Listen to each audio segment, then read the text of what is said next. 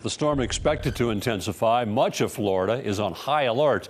News 2's Blake Easton is live tonight at St. Petersburg Pier with a look at preparations ahead of this storm's landfall. Blake?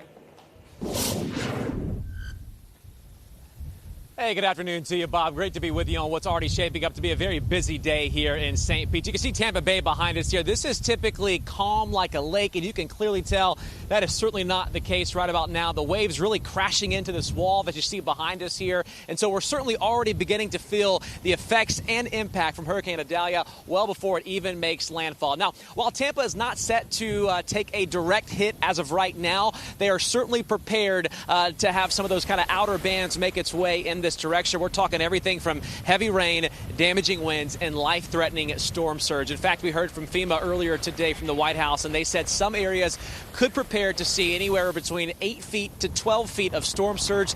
That is certainly catastrophic, and that could certainly make a major difference to one person's neck of the woods. Now, obviously, that's going to be the big thing that we're going to be focusing in on as we continue to cover the storm through the rest of this evening, as storm surge is the #1 loss of life and property when you are considering a hurricane. Bob?